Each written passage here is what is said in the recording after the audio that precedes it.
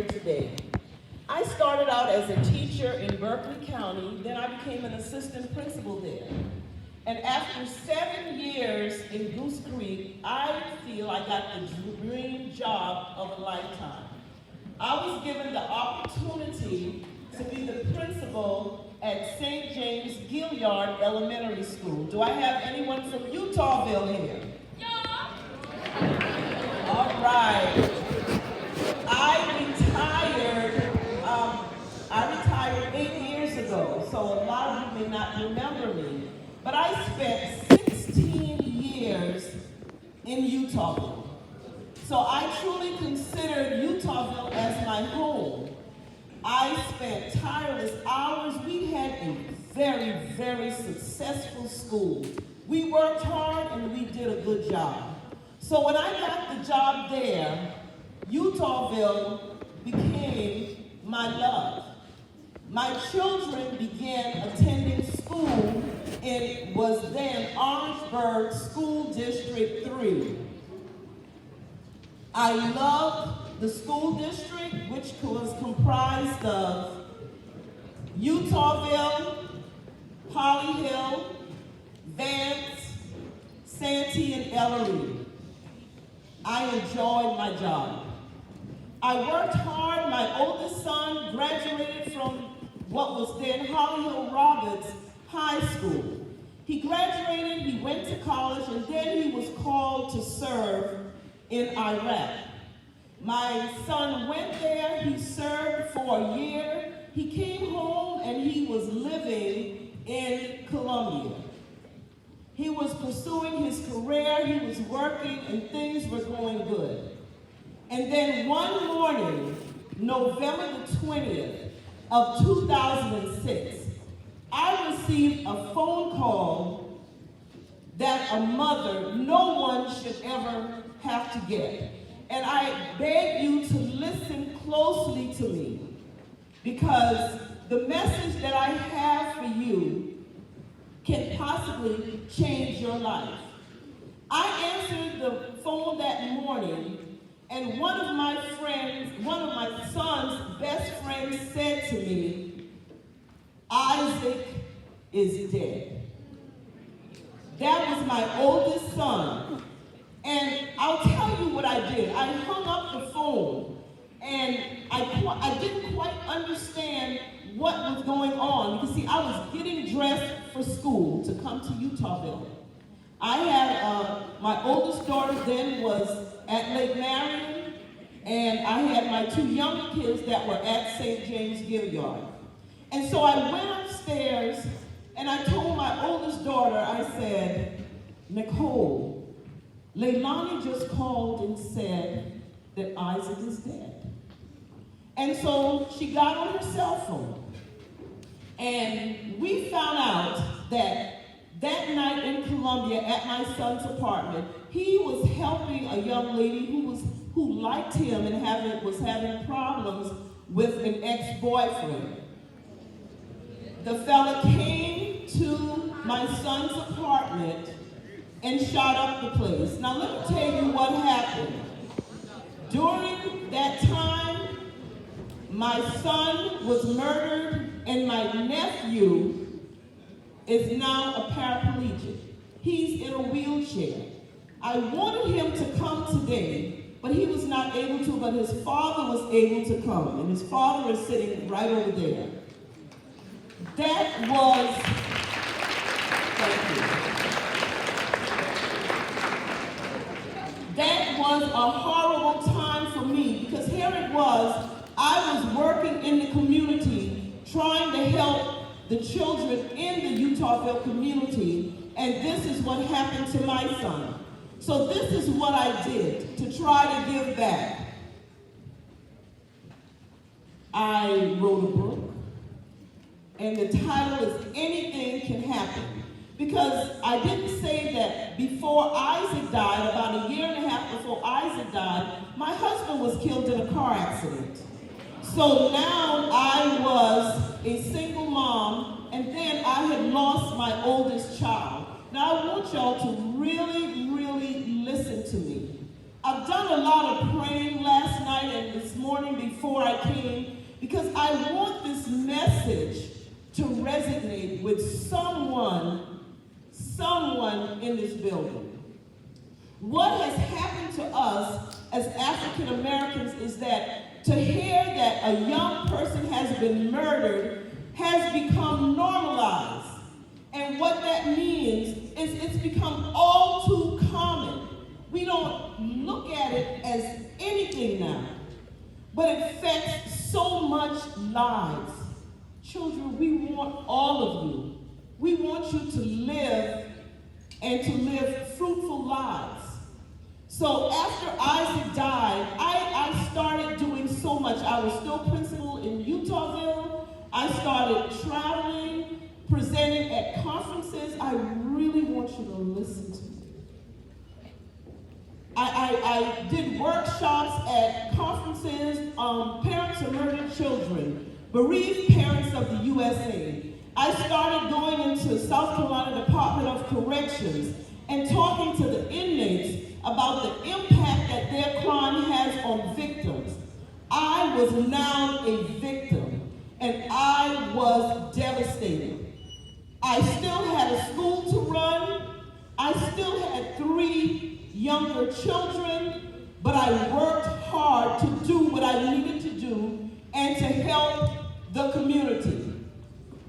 I retired from St. James, and I want you to listen. You know, you've probably heard the phrase that lightning doesn't strike in the same place twice. Well, I want you to understand that it did for me because my younger son, who is also a graduate of Lake Marion High School, he was living in Orlando, Florida. And I got the same message 9 years, 3 months, and 11 days later. I know all of you probably have Facebook. And I heard on March the 3rd, 2016, my messenger went off. And when I looked at it, the message from one of his friends said, "Carlton has been shot." I looked at the message, I showed it to my husband, and then through Messenger, I called this young lady back.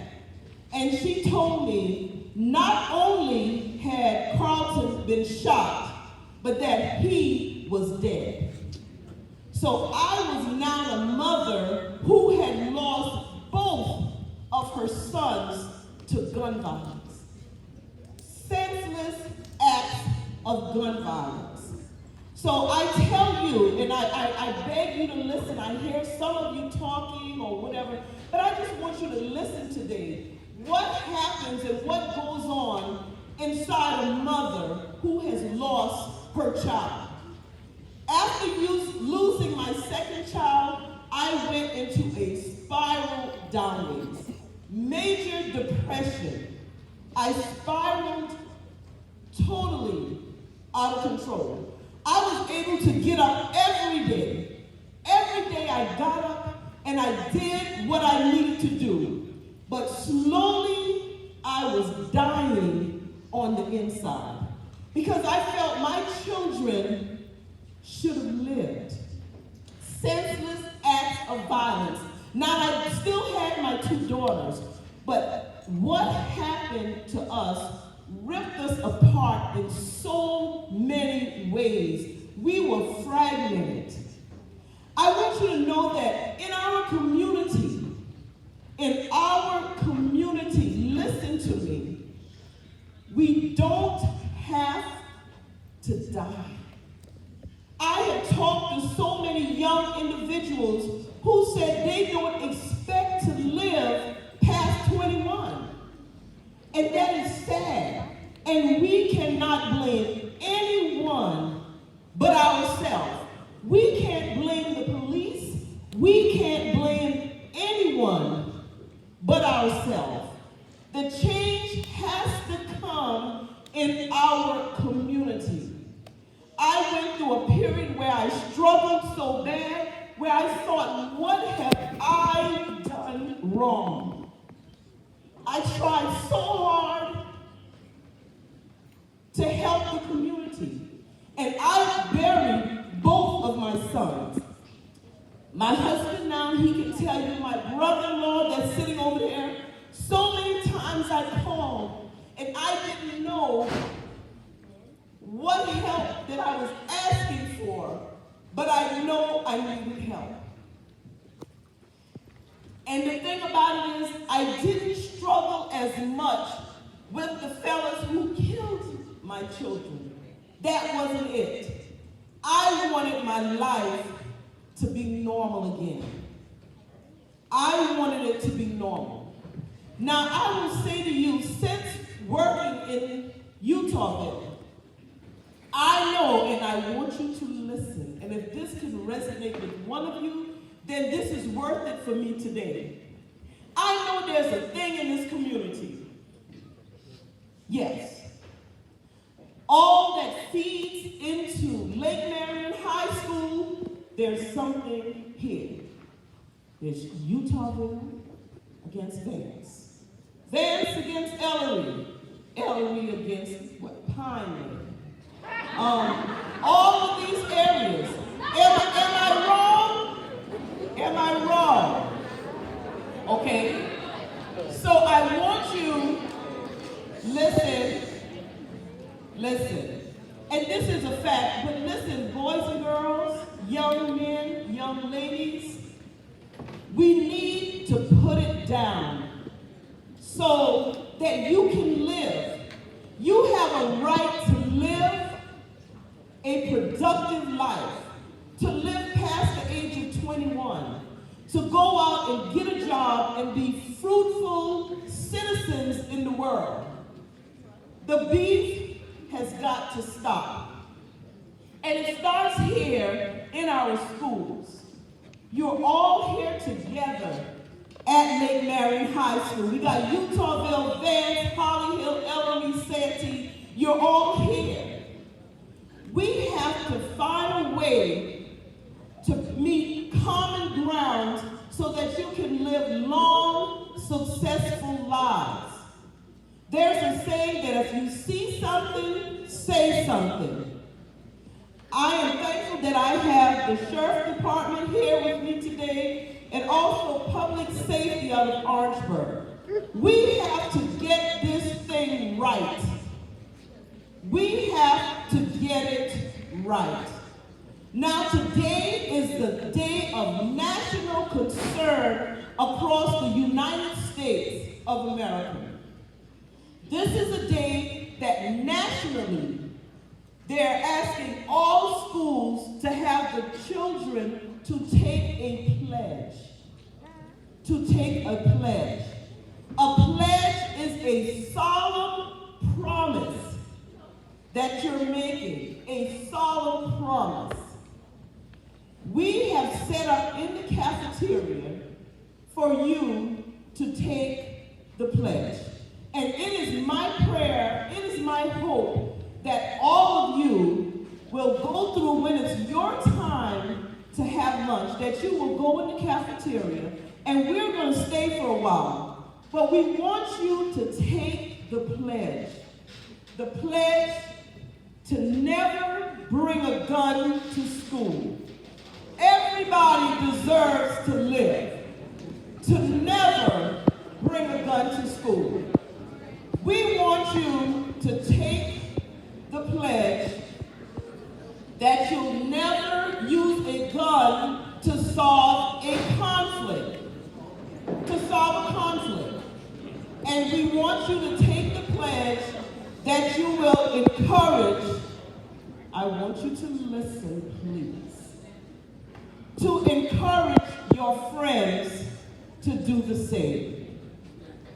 You deserve to live. You deserve to live long, fruitful lives, to enjoy school without fighting, not bring community issues into the school, but to always do your best.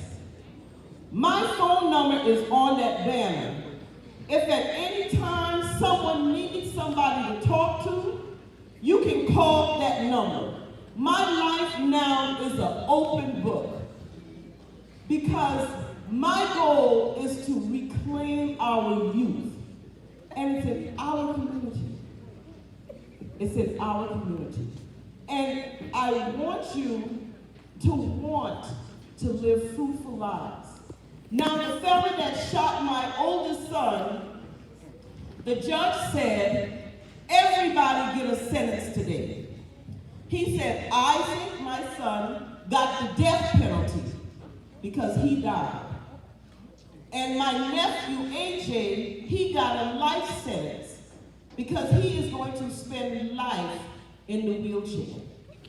And the fellow that shot my son, he got 35 years in prison.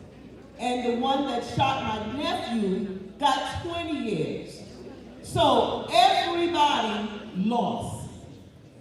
Everybody lost.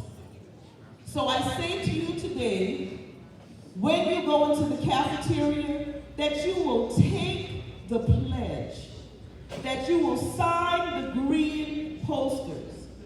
Take the pledge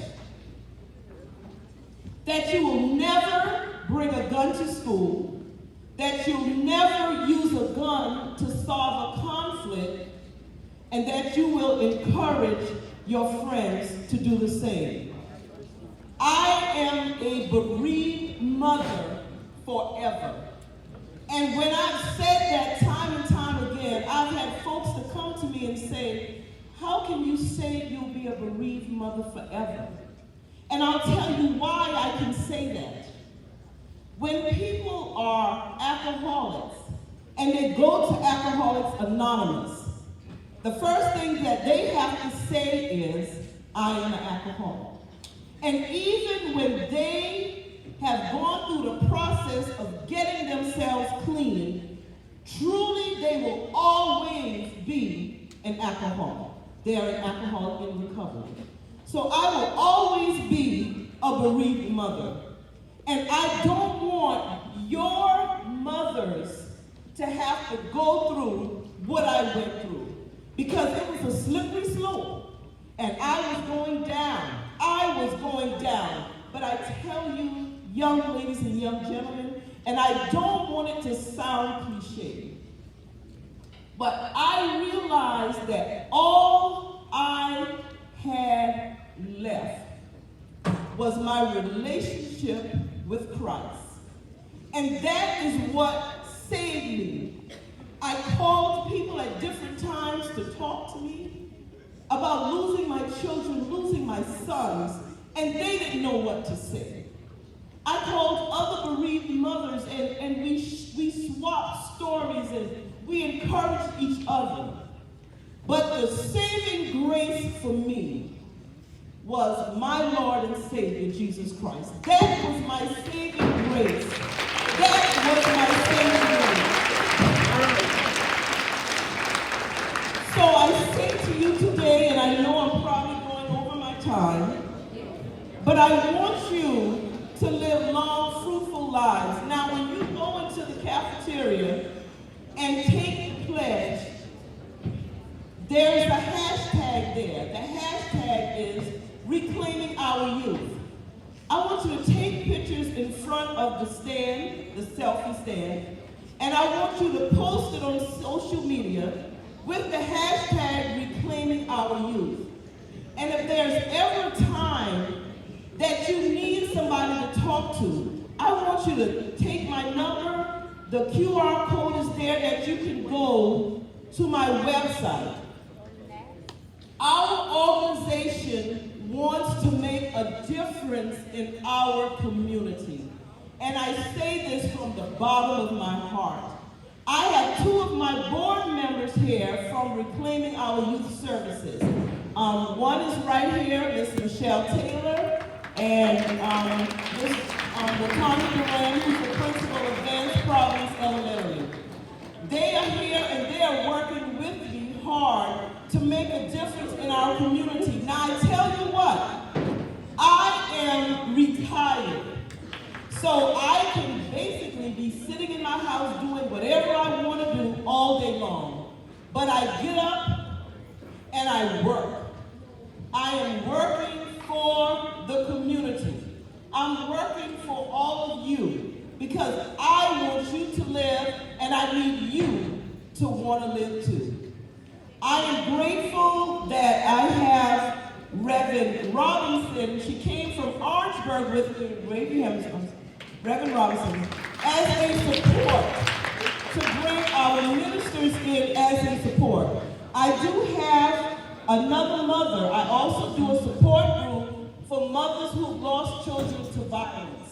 And she is here with me right there. Wave your hand. So I would just like to thank my husband for being here. Like I said, the Sheriff's Department and Public Safety. And I want you to know, for those of you who are truly listening, and I want this to resonate to you, that you can live long, fruitful lives. If you see something, say something. I want you to take my number, scan the QR code, and if there's nobody that you feel you can talk to me. And hopefully I will be able to point you in the right direction. Choose life.